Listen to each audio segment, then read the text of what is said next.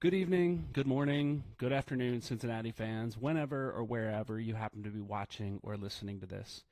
We wanted to start the show a little bit differently this week. We, like you, were sad to hear of the tragic passing of Aaron Bupenza early Wednesday morning of last week. And though I was critical of his time with FC Cincinnati, I and our team here at CST always wanted him to succeed and overcome his personal struggles. There was undeniable talent there, and I, like many others, hoped he would find his footing both on and off the field. When tragedy like this strikes, it's often the good times that are remembered, and as I think back to Aaron's time in Cincinnati, I remember the moments of elation after every single goal he scored, the backflips and that smile of pure joy. There have been few players who have garnered such strong reactions from fans in such a short time in the orange and blue, and even fewer who have heard their name chanted so passionately by fans as Aaron did, as 25,513 fans sang in unison, "Boop, there it is." His passing and that of his former teammate Marco Angulo, who lost his life after a tragic car accident earlier this year, is a stark reminder of the fragility of life.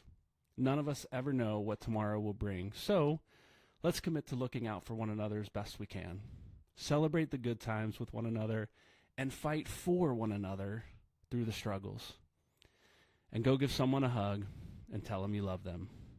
Now let's get into episode 415 of Cincinnati Soccer Talk.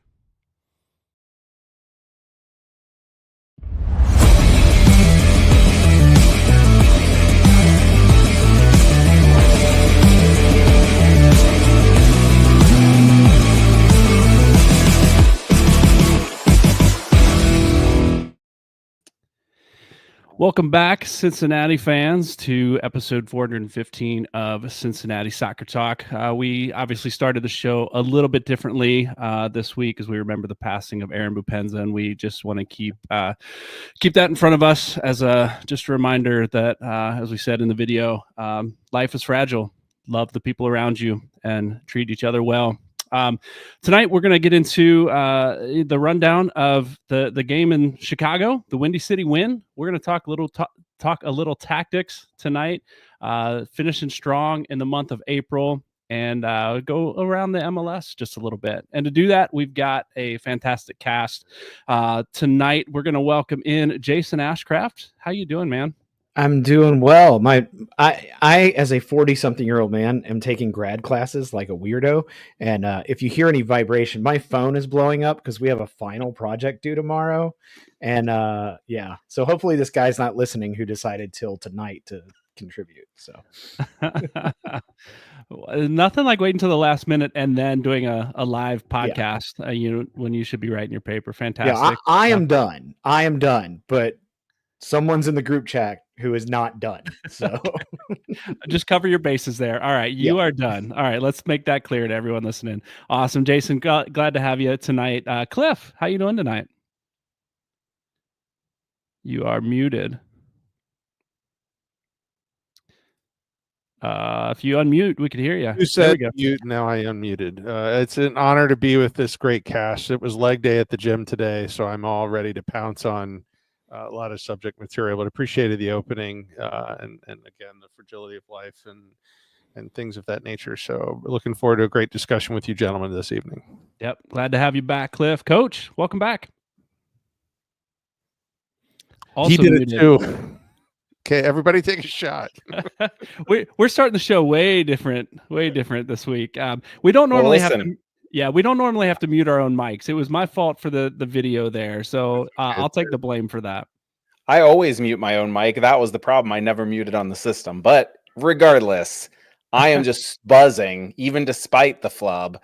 First, I was buzzing because I thought I'd get to hold it over Cliff's head that he was muted to begin the show. But now, obviously, that's out the door. But now I just have to be excited that I am not in grad school, because as someone that has 24 years of schooling under my belt, I am never doing that crap again. So, Jason, hats off to you, my friend. I'm never going back. And you just finished recently, right? Correct? Exactly. Yeah. Never again. Never again. Never again. Well, hey, before we get too far in the show, we want to thank Apollo Home, our show sponsor tonight. FC Cincinnati is on a hot streak, but that doesn't mean you need to be warm in your house. As the spring temperatures rise, keep your house cool with a $29 HVAC cooling tune-up from Apollo Home. Also, just for CST listeners, Apollo Home is offering an $1,101 off a new AC unit. That's right. $1,101 off. That's a heck of a coupon, guys. I don't think any other podcast is going to offer you that large of a discount on anything. That's CST's gift just for you. Give Apollo Home a call, send them a text, or schedule online at apollohome.com. Gentlemen, what a coupon. Thank you, Apollo Home, for the sponsorship and the great offer for CST listeners only. Let's get into our best and worst. As I looked at this rundown this week, it was interesting that everybody had a best, but it was really hard to find a worst till late in the day today. So, Cliff, I'm going to start with you. Yeah, no, I think my best is, I predicted 12 out of 12 for the month of April for FC Cincinnati, and I'm starting to get more of a sense for this team, having lived with them since Nippert days. But the best is that we fended off a team that's nearly backed into a corner on their home turf. I mean, you've got Berhalter, you've got great talent in Kuipers and Bamba and all the I can't remember the goalie's name, but it's not a pushover team. This was the tough one in April by a long, by anyone's measure. Worst, I don't have one. I don't want to have one. If we're 9 out of 9 in April, I'm not going to complain. There's a breeze blowing. I think this was like the fifth spring day we get in Cincinnati. I'm not going to complain too much. So I'll let you guys, but I'm channeling my B positive blood type. By the way, I need to donate. That's a reminder to Hawksworth soon. I don't have it worse, man. Awesome. Well, hey, as we continue on with our best and worst, I know it's hard to find one.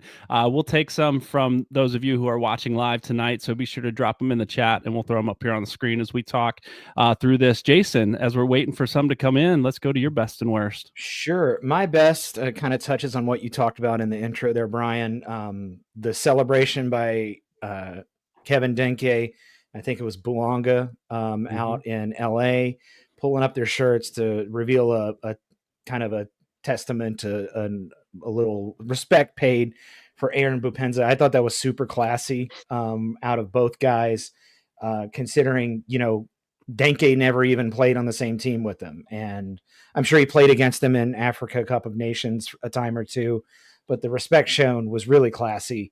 And I hope MLS rescinds those yellow cards that were given out for removing the shirt. We know why they had to do it, but just rescind that. It was a classy move by both guys and really tugged at the heartstrings. My worst is, this is just me being nitpicky, because the guy's been playing very well lately. Sergio Santos got credited with 2 assists on FOTMOB. If he had gotten a goal, that would have just put icing on the cake. He played really well. We'll probably talk about it, but help leading up to that Evander goal wouldn't have gotten there without Santos and the referee. But also his pass into Denkey for that second goal was just superb, just right on the money. The guy, he's been playing really well these past 3 or 4 matches, and would have liked to see him get on the score sheet. Yeah, a guy did play well. Did Buanga end up getting a yellow? I heard he did not, but I don't think he did. Denkey did. Denkey did. Yeah. Interesting. That was an interesting one. I do hope they rescind that, but rules are rules, right? Interestingly enough, that was a celebration to honor a fallen former player, wasn't a teammate, like they said on the broadcast. In youth soccer, I'll just say this weekend, when my son's team scored a goal, they ran over to the corner flag and they high-fived each other and whatever, and the AR told them they sucked at celebrating and needed to work on it. So it's encouraged by referees and ARs in youth soccer, and then there's cards in pro soccer. So let's move on. Don't need to hang on to that one. Coach, best and worst. My best is the consistent amount of effort this team showed in Chicago. Like, I mean, Kevin Denkey was flying around, pressing the opposing back line. Sergio Santos, he had outstanding pressure. All of the goals came from counter press or pressing moments, little moments of defensive, outstanding play. And specifically, I was really impressed with DeAndre Yedlin. And I'm going to say that because I've given him a lot of crap on this podcast. But just defensively, the amount of time he sprinted out to put pressure on Andrew Gutman and then also sprinted back, I thought the effort was really good. And then you look at the stats, and there were 9 blocked shots on the evening. And that shows guys not just trying to play well, but willing to literally Nick Hagland themselves out there, which is, I think, should be a verb from now on for throwing your body or your face in front of a shot. My worst is I'm going to pick on a substitute. I'm going to pick on Gilberto Flores only because I've been so impressed with him this year. He came in and was off the pace. I don't know if he just is not used to subbing into games, but he gave up a few chances right away. He got out jumped by tiny little Andrew Gutman on the play leading up to the penalty kick, and he got absolutely torched by Gutierrez and almost allowed Chicago the equalizer if Jonathan Bamba could finish. But instead of that, Jonathan Bamba put his best Elvis Powell shooting boots on and sent the ball skyward. So thank you, Bamba. Oh, that's good. That's good. We got a couple of best and worst here in the chat. Kevin Michael says his best, we've alluded to this, his worst already. Ref's yellow card on Denkey for the goal celebration, but his best was Miazga's back in the starting 11, which we expected to see, but not the whole match, right? We expected to see maybe the first 45 like he played. So that was good to see him out there. David Moore says his best is the win. Worst is a rough night for Miles, allowing both goals, which I think we'll talk about a little bit later in the show as well. Thanks for that, David. Eric Schmidt in the chat says his best is the consistent danger on attack. And I think, Coach, you alluded to that a little bit. We brought it the entire night. His worst, the inability to close it out comfortably. So even without the late penalty, we were shaky on D the entire night, which goes along with what David just said about Miles and the night that he had. So thanks for contributing those, the best and worst. My best from this weekend was outside of the FC Cincinnati senior roster match, senior game in Chicago, because we had a lot of bests there, and I knew a lot of people were going to talk about that. FCC2 gets their first win of the season, and Stefan Chirilla was named MLS Next Pro Player of the Match Week. What a game. With a goal and an assist, and then their 3-1 win against, it only makes it better because it was against Red Bulls 2 that he takes that away. So that's my best on the weekend. My worst is, if you look, last week we looked at kind of the heat map of where Cincinnati played, where they had the ball in possession most of the match. And it was on the center back line. So Nick Hagland had the ball a whole lot that match and streaking down the right side. And this week, again, we didn't see much production from the left side of the field. So just a lack of production. If we're going to be nitpicky, I'd like to see more coming down both sides of the field instead of constantly on that right side. Would be a little bit more balanced in the attack. So thanks we're going to move on. Thanks for the best and worst in the chat. We'd love to just hear your feedback throughout the show. So as we go, we'd love for you to just contribute your comments, and we'll throw them up and talk about them as we go. Guys, let's get into the win in the Windy City as we recap this Chicago match. Miazga gets to start. He plays the first 45 minutes. Expected? Is that what you hoped out of Miazga, or would you hope to have seen a little bit more out of him? I thought for sure we'd see him for 45 one way or the other, whether it was at the start of the match or the second half. I like the idea of starting him, though, because as Cliff mentioned, Chicago at one point is backed into a corner, and you don't really want a guy late in the match who is maybe kind of afraid, and I don't want to put like thoughts in his head, but maybe afraid to go a little bit harder. He is coming back from a devastating injury, and I know as someone who has suffered like a really bad injury in the past, there are things that I'm like, I ain't going to do that. And I don't rely on my body for my living. So, like Matt Miazga does. So, yeah, it was good to see him out there, but it wasn't really surprising to me. Yeah, there were a couple shaky moments, which I want to get into here in just a moment. Cincinnati does come away with the 3-2 win. Evander scores his brace, and Denkey gets back on the board with a goal. Gave up a late penalty, and then the goal that was scored, the absolute beauty of a goal, all bias aside. Beautiful goal scored by Chicago, and Kuipers with the ball from Bamba down the left side of the pitch was fantastic. Maybe we could have done a little bit more on that one, Coach. What do you think of that goal?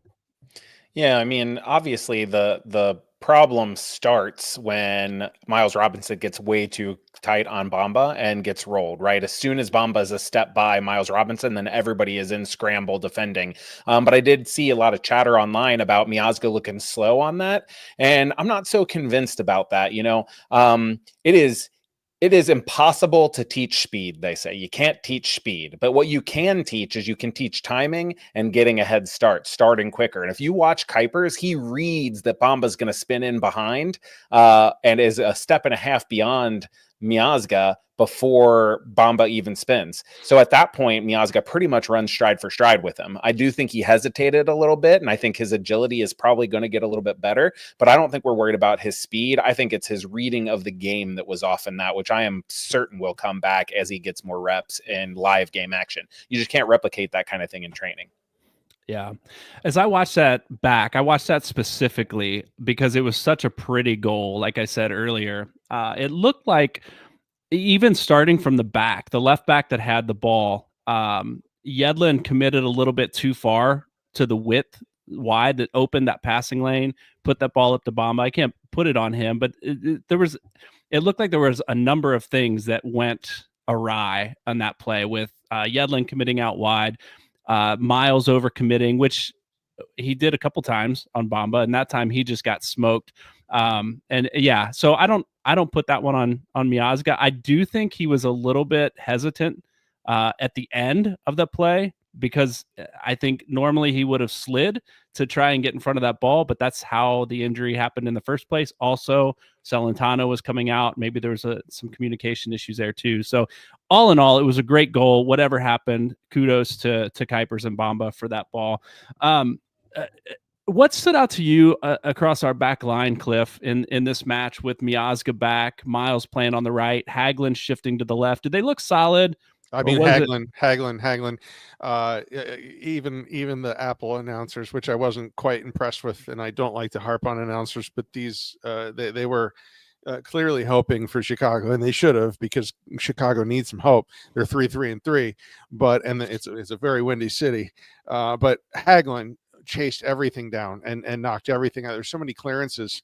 I have a replaced ACL and I have an ankle that was worked on by one of our sponsors. Hagelin coming back from that injury in particular, I can just tell you, like the fact that he's chasing down things at full speed. Can we all just take a moment? Because I can tell you the gratitude that I would feel if I just jetted for 100 yards without breaking something. I'd probably celebrate.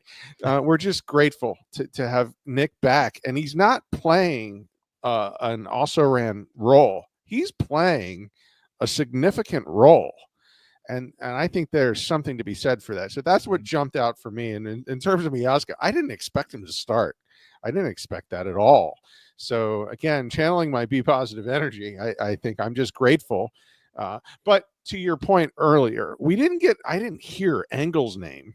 And I know he's not quite backline, but I didn't hear his name for the longest time. And when I looked up stats and I found out he had a lot of touches, I was surprised because I didn't hear his name at all. But I agreed with you on your earlier point that we weren't doing anything down that side.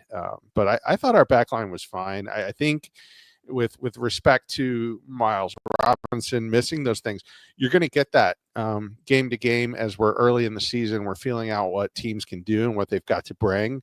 And of course, as we're shifting different defensive looks in and different personnel, people have to be aware. But I think it's unfortunate those things happen, but I don't think you beat that Kuipers goal. That's a golden boot winner. Yeah.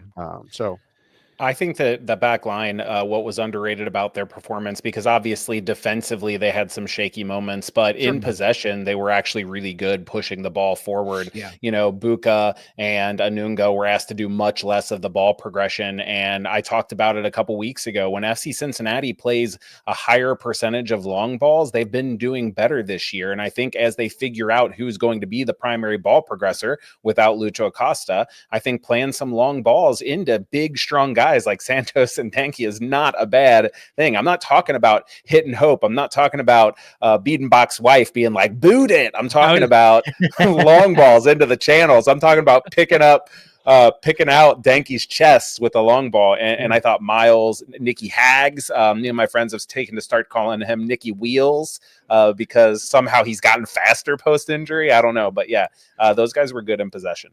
Yeah. And to your point, Coach, though, I think that's one of the things that having Miazga back is only going to improve upon, because that is one area I think where when Cheeto was here and then teenage, he's a very good defender, but they don't have that ability to thread those long balls as well as Miazga does. And I think that's one area where we were missing. And now that he's back, it's good to see that ability out there. That was one of the strengths of Awazium, though. Like, I was really impressed with his long ball. Unfortunately, he's gone, but Miazga's back, and he can do that as well. Yeah, we had in the chat. I threw it up here earlier. Hagelin came back from injury much stronger from Randy Spalding. I think we all tend to agree with that. And Miazga, Justin Blair says Miazga just ramps up the energy on the pitch and is fantastic. I want to transition to move up the field a little bit. We talked a little bit about the back line. Randy has a comment here in the chat that says Evander was such a nice replacement for Acosta. I couldn't be happier. No flashy, cheeky play, but just laser sight strikes. He was pretty fantastic. His 2 goals, I thought initially that he chipped the keeper from 20 yards out. Yeah. And I was like, I lost my mind. And then I saw the replay that it took a deflection, but the keeper kind of gave up on it, thinking it was either over or going to hit the crossbar or whatever. Fantastic. I looked, the XG on his 2 goals was 0.05 from the top of the box and 0.06 from the angle he took his the third goal, his second of the match. The guy just, we've struggled to score goals, and he comes on and scores 2 almost impossible goals to put us up. The guy's been pretty great this year. Coach, what do you think about his play? I think his goals, like you hit that nail on the head there with the low XG, like they were fine. The first one was a bit fluky. Maybe if the defender doesn't block it, it's going in anyway. The second one, I'm pretty convinced he megged Brady on purpose to pass to Denkey, but then Brady tried to close the gates there, closed the wickets and kicked it in his own net. So I think that it was going to be a fantastic assist. But both of those runs on those goals, the way he is so smooth on the ball, that same thing that gets him in a little bit of trouble when people are like, it just seems like he's not urgent ever out there. Like he just hesitates at the right time and puts his defenders on skates. The way he made Elliott look like he was just standing still, just with a little hesitation, because he's so smooth. It's really fantastic. And then he created so many other chances like that don't go down in the scorebook as anything else but a shot creation or something, because they didn't quite come off. But, he played in Orshano. He scooped the ball over for Orshano, that left-footed strike that Orshano drug wide that was offside, so it doesn't count. And he had a couple other options there too, where he just really is pulling the strings in a way that Lucho Acosta never did, because it was all about how many defenders Lucho could beat. And not that Lucho didn't make magic, but Evander is a different kind of player. And I'm just really enjoying watching a guy who's not only so good at scoring, but also so good at bringing his teammates into the game. Yeah, no doubt. I want to go back to that. His second goal, his run against Jack Elliott. I don't know if we have, if our Patreon supporters have access to our photo galleries. Megan Lee from Cincinnati Soccer Talk was at the match and had some great photos of that particular goal. They were really good. And you can see, as smooth as Evander looked, his shirt was getting tugged, he was getting elbowed, he was getting dragged down, and he just looked smooth, just leaning against Jack Elliott, just rolling him on that corner and putting that ball across. He's got some strength to him that is a little bit underrated, I think. He's a fantastic player. Kevin Denkey gets back on the board. It's been a while since we've seen him put a goal in on the run of play. Fantastic to see him score. but that goal came off the boot of Sergio Santos and his assist. Cliff, what do you think of Sergio's play this week? Yeah, I am not one to harp on Sergio Santos. I understand his plight. Again, we go back to the old man thing, but I felt like last year a lot of his thing was his legs, and are they there? Are the quads going to hold up? And so it's great to see him, but there was a clear mistake made by the Chicago defender on that touchline, right? You kick that out for the corner.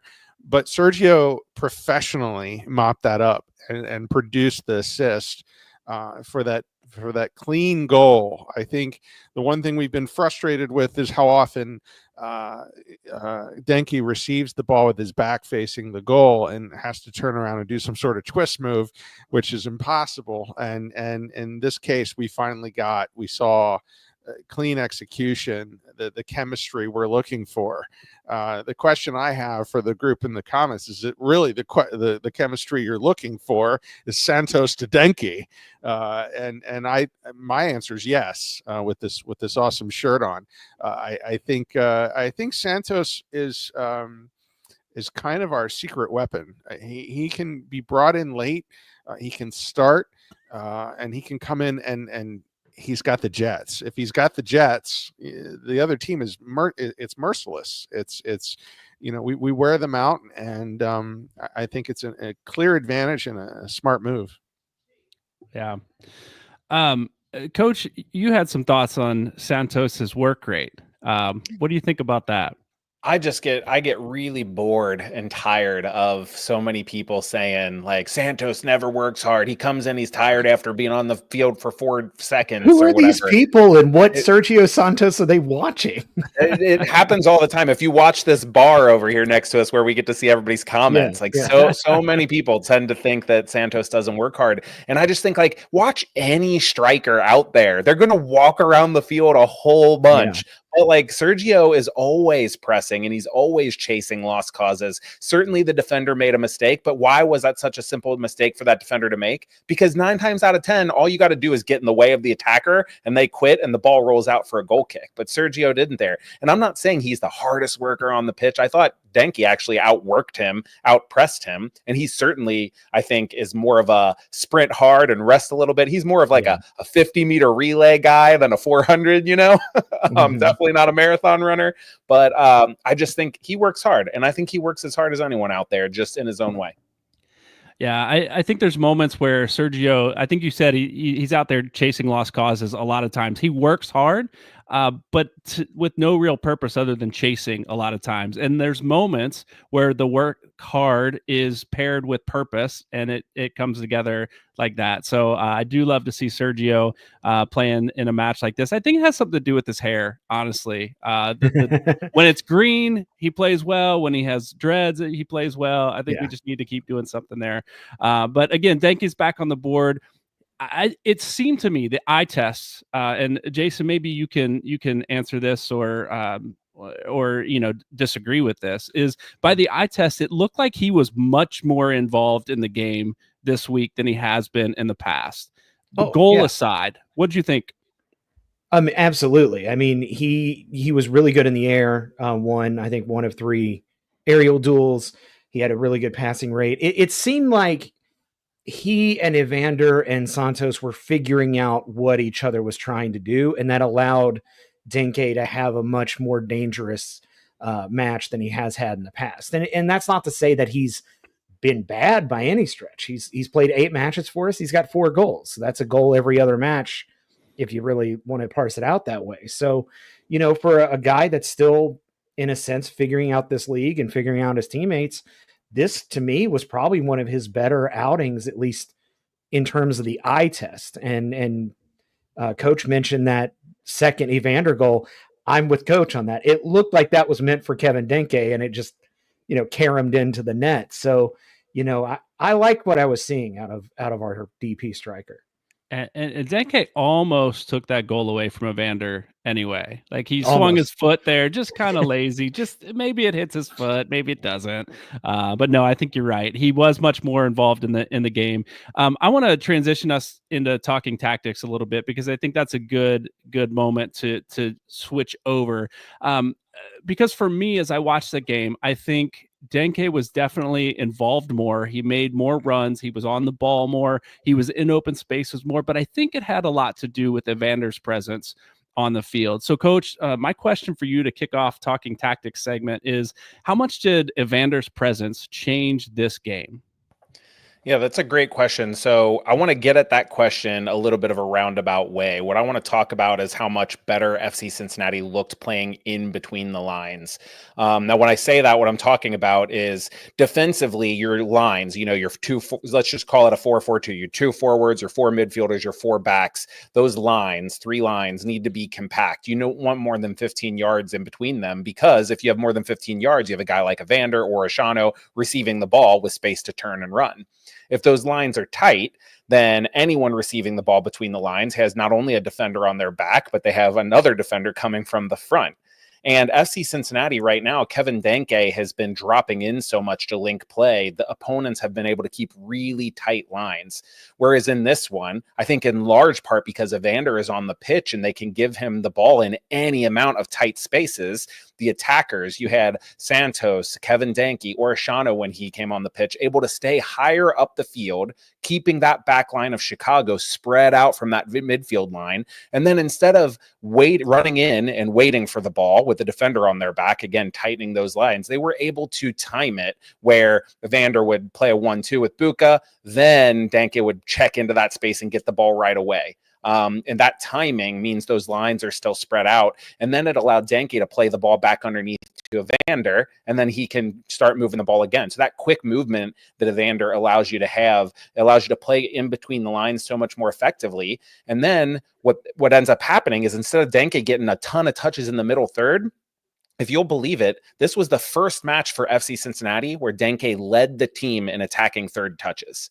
He hasn't done that yet this year. It's always a wing back, or sometimes it's Evander, or Ashano does it from time to time, but it's never Kevin Denkey because he's always facilitating. He's dropping in, he's linking play, and then he's not getting it back. With Evander, he drops in, Denkey does, with the timing that they had, gets the ball back to Evander, then books it back up the pitch. And that allows FC Cincinnati to play kind of get him the ball higher up the pitch facing the goal instead of always receiving with his back to goal. And for Denkey, Coach, I mean, that's the style of play you want him to have, right? I mean, he's not the kind of striker that you want holding back. You want him in that final third with his face to goal. Exactly. He is really good at holding the ball up as a target player, but it's similar to what we saw with Brandon Vasquez, only even better. You want him holding the ball for a second, giving it back to someone else, and then getting his butt into the attacking third. We saw some of his passing skills, right, on the break, and he is not a good passer of the ball. You don't want him being the guy to like spin and look to play a ball in behind for DeAndre Yedlin or something, right? The closest he came to having a good pass in that match was when he almost set Dado up, but even that one he overhit a little bit.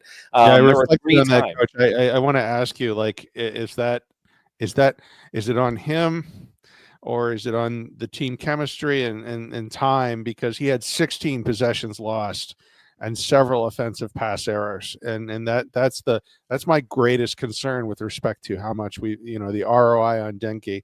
Is that something that cures with time?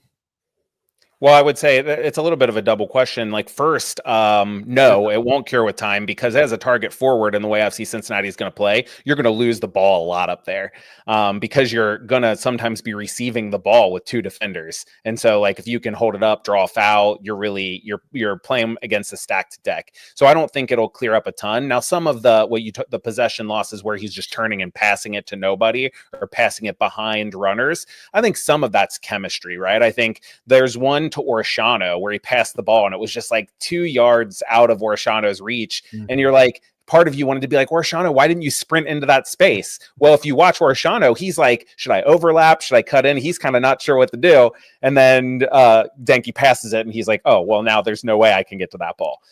So some of that, I think, is the team chemistry. Coach, you didn't put this in the rundown, but I did want to talk to you about how FC Cincinnati was able to score on the break. It looked like to me, Evander's first goal came off of a break, and sure, the referee got in the way, but the referee's part of the pitch.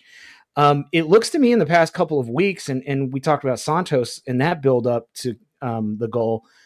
It looks to me like FC Cincinnati is getting better on the break. Is that down to the spacing that you were talking about, or is that another kind of tactical tweak they've made? Yeah, I think it's a huge part for the spacing. If you watch that game back, watch how often Kevin Denkey is high up the pitch, almost on the midline when FC Cincinnati is defending instead of dropping in so deep. And what that allows is when Sergio Santos gets that ball and turns, it's like they're out on the break and those center backs can't close on Evander because Denkey is running. And if they step, as soon as they start to step, Vander's playing Denkey in behind for a one-on-one with a goalkeeper. So I think some of that spacing, so it's a little bit of both. Again, the team chemistry allows that spacing to be better, but I do think there was a dedicated effort to push those players higher up the pitch. Those lines expanded, and then all of a sudden you have, when Orshano came on, he had space to dribble in between the lines instead of always being face-to-face with a defender. Yeah. It's interesting. We look at the players that were on the pitch, but the way Cincinnati's winning without guys like Obi on the pitch and without Kubo being there, I think Anunga played a fantastic game as well. In this, I think he held it down in the way that we would expect Obi to, and so I want to make sure we give him some props too in the way he played. I think he and Mbuka are developing a chemistry back there. I'd love to see Obi back and can't wait to see Obi back. But I think the time Anunga is putting in I've seen him grow, at least maybe it's just been chemistry, but I've seen him grow into matches this year, and to get the start against Chicago is pretty great. I wonder if, we don't need to spend time on this, but I always go back to the early injury to the Chicago defender that brought in, forget the sub Rogers. that came in. Yes, that's the guy that made the mistake that Santos ran around. He's the same one that hit the ball off the crossbar that could have been an own goal. So I do think there might have been, Cincinnati had a bit of an advantage maybe of a guy that was just, I believe also coming off injury and wasn't ready to go into the game quite yet, but had to step in for a full almost 90 in that game. So back to our conversation about Evander and Denkey a little bit. I wonder if Evander is the key, and you've talked about this a little bit, if Evander is the key to really unlocking what Kevin Denkey can do because of what you said about passing in and out through the lines, coming into the midfield and back out wide to get Denkey free. Is Evander the guy that's going to do that?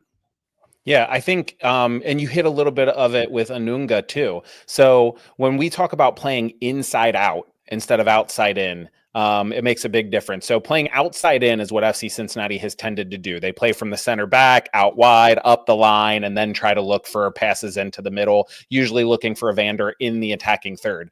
When you play from inside out, what you're doing is you're getting the ball. Maybe it's through Denkey, checks in, and he bounces it under to Evander. But now all of a sudden you're forcing the defense to look to the middle. And then when Evander keeps that ball moving and spreads it out to Yedlin or to Engor or to Santos making a run in the channel, then the defenders are having to turn their hips again and find the runner, track the ball, and do a lot more. So playing inside out forces the defenders to have to try to look in two directions, if that makes sense. If you're standing in the middle and they play out to the wide areas and then up the line, you're facing the same way the whole time. If you have guys running inside and outside of you, you're turning, trying to find runners. And it's much more effective with a guy like Evander because he keeps the ball moving so darn quick. He does not dwell on the ball unless he has to, or unless he's dribbling in open space.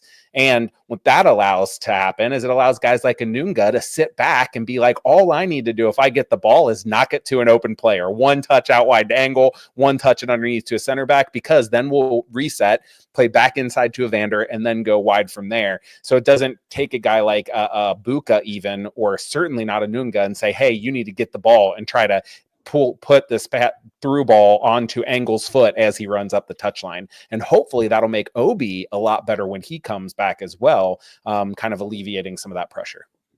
Yeah. I like that Coach, they didn't ask Anunga to do anything he wasn't comfortable with.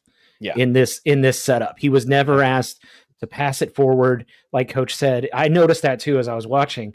Whenever he got the ball, it was just a really quick, simple pass to someone who was close by, and never forward, always either laterally or backward. And I think that really opened up his game. And he's tied for third in passing percentage in the team. He's got an 88% pass percentage with 476 minutes played. So he's really, and I was hard on him with the Philly game because he got bit pretty bad there. And so I feel I'm appreciative of Brian bringing him up, because I can say he's really gelled, and he's doing the job he should do in that mid position. Yeah. Coach, thanks for your thoughts on Talking Tactics. Always appreciate those. We're going to move on and thank our sponsor, Beyond Exercise. It's Beyond Exercise is a local physical therapy and fitness business that helps people stay active and injury-free. And they've helped some of our local MLS, MLS Next, and FCC Academy players with their health and performance needs. Check out their suite of services at gobeyondexercise.com. Gentlemen, we've talked a lot about the 12 points that have been on the table in April, and we've taken 9 of them. There's 3 left. We've got a match coming up at TQL Stadium against Sporting Kansas City, who dropped 5 goals on San Jose this last week that I want to talk a little bit about here.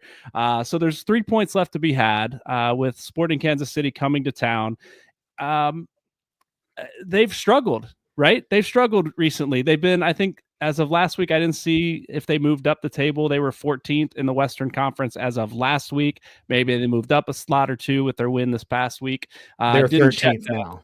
They're 13th now. They moved up 1 spot, but they scored 5 goals. I don't know if any of you saw that match. They gave up 3, right? They gave up 3. What do you think about Kansas City coming into TQL Stadium this week? Do they have a chance, or is Cincinnati going to blow the doors off of them? I think they have a puncher's chance, obviously. I mean, they scored 5, but in the past 2 games, they've given up 9 goals. Yeah. They're coming off of the manager bounce where they got fired, Peter Vermees, and so there's always that little bit of spice there. But yeah, they do tend to leak goals. So if we're going to beat them, if you're going to have a breakout game, this might be the opportunity to really put a few up on the board. It's MLS, so everybody has a chance every week to beat anybody. But before we start panicking about this score line from last week, they scored 5 goals on 1.8 XG, and they gave up 3 goals on 3.3 XG. That's non-penalty XG. So basically they're not creating good chances. And if you go back and look at all of their matches, I actually completely nerded out and made this tool where I can compare non-penalty XG for every team against what the other team usually allows. So it's like, if you put up 3 NPXG against Sporting Kansas City, was that even a good game? Because that might just be what you're expected to do, right? And SKC has been underperforming offensively, and their defense actually has been better than their offense in that metric. So I would expect FC Cincinnati to come and dominate play. And the thing you have to hope is that you can finish your chances, because if like you go again, like San Jose clearly didn't finish their chances, Sporting Kansas City can hurt you. They do have a couple of good players. Dejan Joveljic, who won the cup with the Galaxy last year. They have Manu Garcia, who's like one of the top chance creators in MLS right now, things like that. So they definitely can do a job. Did you? I don't know. I don't want to just ask this question because I don't know if you all saw it. So I'll just ask it. Did you watch any of that match? Did you watch any of the goals, the recap of this last match? Is that no? Okay. So I went back and watched I watched the recap, watched every goal that Sporting Kansas City scored against San Jose. And it was horrendous defensively. Like, there were holes everywhere. So I think it had more to do with a lack of defense on San Jose's part than it is Sporting Kansas City's. Now, to be fair, they finished the chances they had, but there were guys running wide open, defenders spinning, trying to figure out who's, like, he didn't even know the guy was behind him. He was watching somebody else. So those 5 goals, all that to say, those 5 goals don't scare me against the defense that Cincinnati has been playing this match. But again, coach, any team has a chance any week in MLS. Also, San Jose, by my metric, Jose's saying it in the chat, and he often says, "Me and Rano, this could be a trap game if our guys play at their level," and this team tends to do that. However, I'm just going to say it right now: we should beat this team. Period. And if we don't beat this team, we will have a very different conversation Monday. This is, we have the right, we have the talent, and I will say this in particular: if we have more people back, with Orjano not taking a knock during training, and more people are rested and healthy, and the depth starts to grow, I don't think there's any question. I said 12 of 12 in April. You don't want to see me Monday night if we lose this game. Yeah, according to my metrics, San Jose has the worst defense in MLS in terms of the amount of non-penalty XG they've allowed relative to their opponents. So take San Jose does. Yeah, the worst That's defense. surprising. Yeah. Well, and they put 6 the week before on DC, or 2 weeks ago on DC, a 6-1 win against DC. So they kept Bouanga out of the net all but once. Anywho, Benteke. Yeah, I'm sorry. What did I say? Bouanga. Yeah, Benteke. That's what I meant. Thank you for that. That's why this is the best league on the planet, because you never know what's going to happen. You never know. Well, yeah, we're looking forward to a win, hopefully at a sold-out stadium this weekend. I know the Blue Chip showcase is going on in Cincinnati. There's a lot of teams, youth teams coming in, our team's coming in, and we'll be sitting in section 222 with my son's entire soccer team. So chanting and cheering along with the rest of the fans at TQL Stadium this weekend against Sporting Kansas City. Guys, I threw in this one. It looks like we got a little time to talk about around the MLS. I know that, I don't know what all you watched or what all you saw this week. There were some controversial yellow cards, red cards in some games. There were home games that were played, a long way from home. Columbus Crew up in Cleveland there. So didn't know if you guys had any thoughts on any of the other action in MLS this week. Oh, I always have thoughts. That's why I dropped this in here, Jason. This was really Jason's segment. So I'm a weirdo who listens to podcasts just to make myself mad sometimes.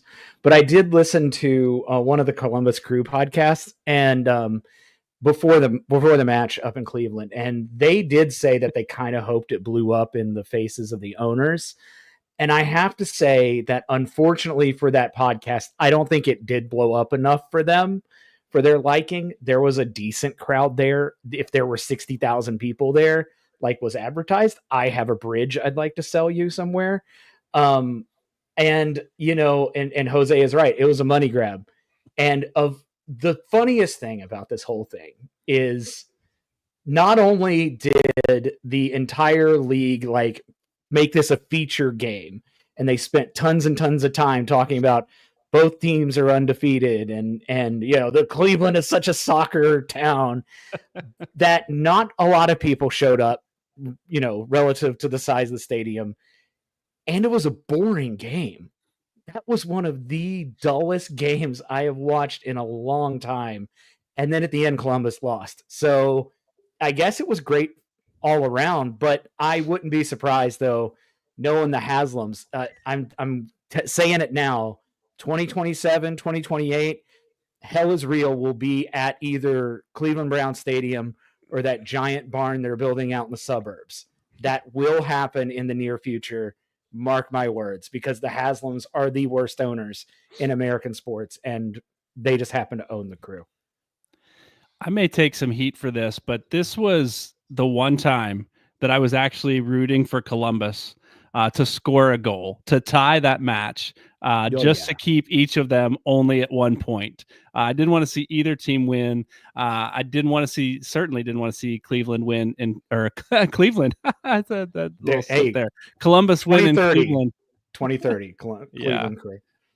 Coach, there was a yellow card, red card situation in, I forget which match that was. It was Torres. Is who it was? I think it was Andres Reyes. He That's what got it a red card for a denial of a goal scoring opportunity, so, and then VAR sent it to the monitor because it actually occurred at the edge of the box, but it was in the box. So then, because it was a penalty kick, they had to rescind the red card because you can't get a straight red for so because of double jeopardy when there's a penalty kick awarded. But it was still a yellow card, which was his second. So he got red carded, left the pitch, came back on the pitch, took the red card away, gave him his second yellow, which led to a red, sent him back off. It was the most MLS moment ever. If only it would have happened in a city that was not the home city. That was terrible. If only it would have happened in the city. If only it would have happened in the city that was not the home city of the place playing, because they decided to just move it to some giant stadium somewhere else. That was the only thing that would have made it more MLS-y. Cliff, I missed what you said there. What you I said that it sounded like a conversation with my ex-mother-in-law. I rescind that thing, but now you're doubly penalized. The game that I actually took in was the Austin LA, because I can't believe where the Galaxy have wound up in their plight. And at the same time, I'm always looking to see what our brother Vasquez is doing.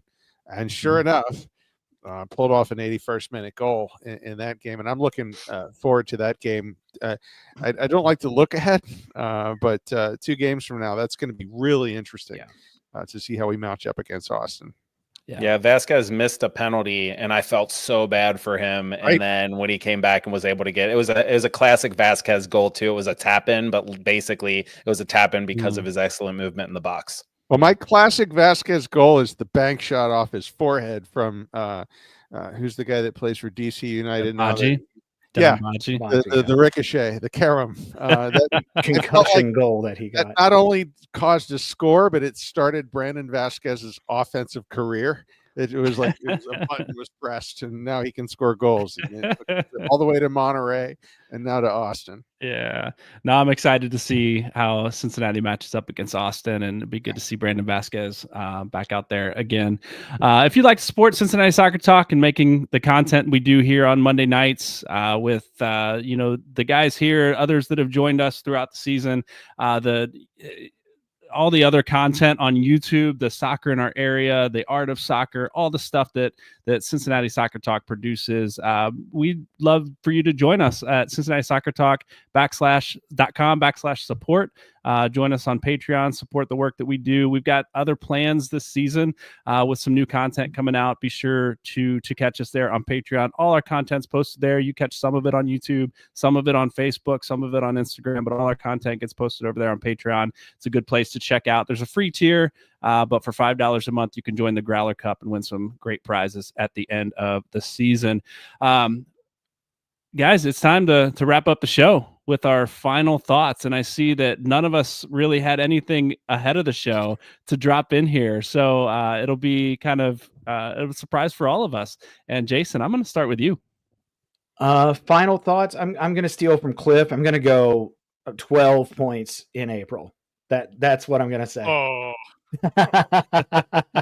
Here's hoping for a big win this weekend. This was one of those games that you had the opportunity to like cash in some of your games if you wanted like money back for the playoffs and stuff, knock on wood. And this was one of them. And now I kind of regret it because this could be a strong outing, could be a really good game. And so if anyone has a Bailey ticket that they don't need, let your boy know, because I'd like to go. Awesome. Jason, thanks for being back on the show tonight. Good to have you. Anytime. Cliff, final thoughts. I'm bummed out because I gotta go against my B positive because I cannot attend the Saturday game, even though I'm a season ticket holder. My kid has a couple gigs, one at Memorial Hall, so I get to actually sit there and hopefully hear the fireworks that the musicians complain about. I sincerely hope that happens so that I can't wait. I'll be laughing my butt off sitting in Memorial Hall listening to my kid perform in the choir. But I'm really excited that most of my predictions have come true so far. I don't think there's any question we're going to take 12 of 12 in April. I was also really excited to see Gutman play. I miss Gutman. He is such we didn't talk a lot about Chicago, and I feel like I want to talk about Chicago because they shouldn't be so down about their team.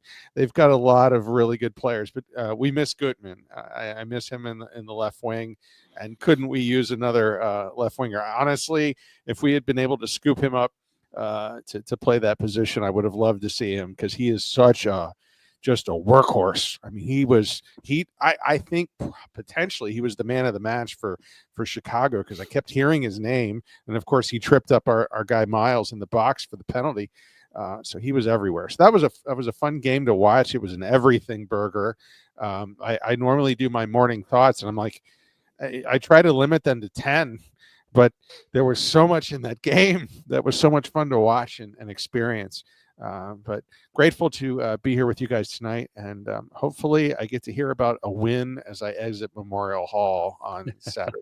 Yeah, good to have you back, Cliff. I remember, I don't know if it was last season or 2 seasons ago, I was in TQL when Cincinnati was playing against Gutman. I don't know that he was with Chicago at the time, but the game was tied. The guy sitting next to me was screaming at Gutman and how bad he sucked, and we hated having him. We're glad he's gone. And 2 minutes later, he scored the winning goal.